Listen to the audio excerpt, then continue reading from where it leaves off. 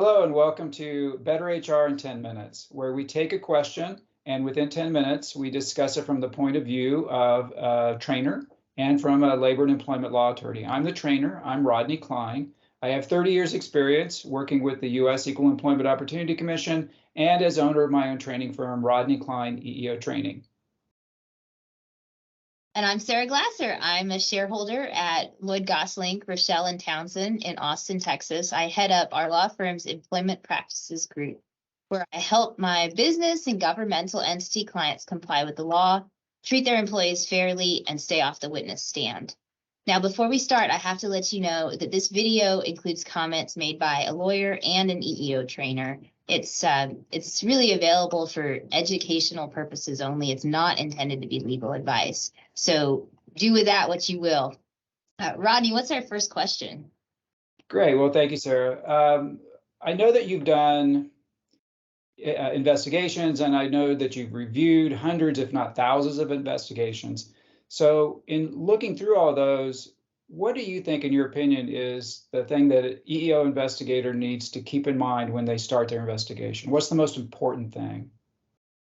That's a great question, Rodney. And I'm particularly struck by the importance of being in that position where you sit at the very beginning of a project and you have the opportunity to map it out and structure it in the way that one, it's going to be most effective in accomplishing your goal. And when we're talking about a workplace investigation, the goal is usually figuring out whether someone has engaged in some kind of misconduct, and secondarily deciding what the appropriate remedial action is to that misconduct. But from my particular perspective, I've got another piece of it as well, in that I'm an attorney who's typically representing employers. So I also want to make sure that the investigation is clean and well documented. And if we need to, on the other end of it, we can defend the actions that were taken. So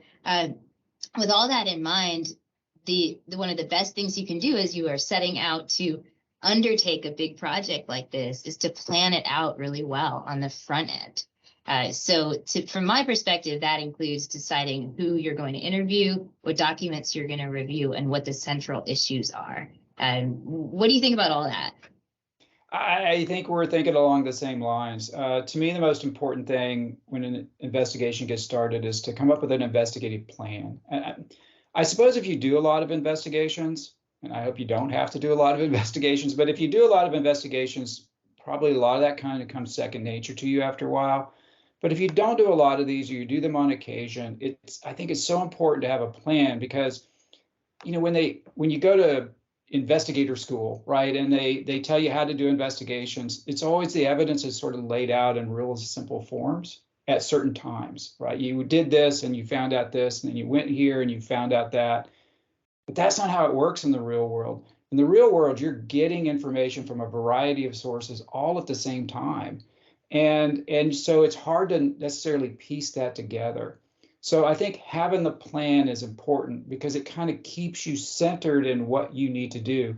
And the plan is kind of simple, because in every EEO investigation, there's something that's always the same, and then there's something that's always different. And what's the same in every EEO investigation is the standard of proof, right? If you're doing a discharge investigation, that standard of proof never changes. It's always the same. What's different in every single investigation? The evidence. So I would start with the standard of proof and say, here's the standard of proof. This is what I need, and this is where I'm going to get it. And then go down to the next one. This is what I need, and this is where I'm going to get it. And just do that through the standards. Now, the thing I think is important to keep in mind about that is that your plan will change as you go through this process, right? So if you're watching this and you're from Texas, this will make sense to you. What's true about every single road in Texas?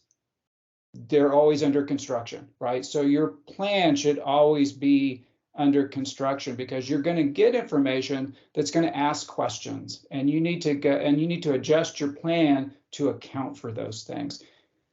If your plan ends and it looks exactly the same way as when you started, then I think you need to go back and re-review your investigative plan to make sure that you were as thorough as you needed to be. What do you think?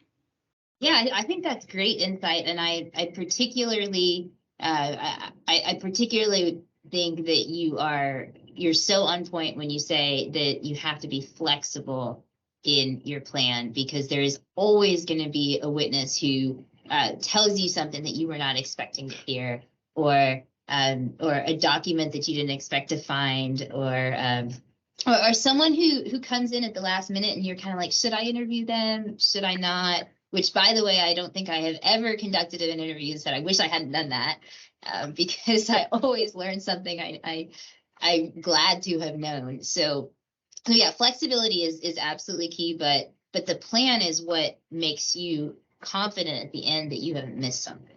So yeah, absolutely. Yeah, I always tell people, if you knew what you were going to get before you got it, you wouldn't need to go get it. So, you're always going to find something out. Because remember, I said the evidence is always different. And you're always going to find something out during the investigation that you weren't aware of before. But I think having that plan in place when all of this information starts coming in helps keep you on track, and it makes your work a lot more efficient. Because you're not constantly going back and trying to figure out what you've missed. This is where we're at in the investigation. This is where I need to go with it. It can also help sometimes. I'm trying to think about the ways that when I'm conducting investigations, I find myself sidetracked. And one of the ways you can get sidetracked in an investigation is if the scope starts getting bigger and bigger. So you were set to investigate these two allegations, and as you're talking to people, suddenly there are all of these other new things that they want to talk to you about, and so having your investigation plan that lists out what your original concerns are, allows you to come back and say, well, this is the scope of what I'm looking at, and not to say that these other things aren't important and worthy of investigating, but they're not what I'm looking at right now, and so that it can keep you on track in that respect as well.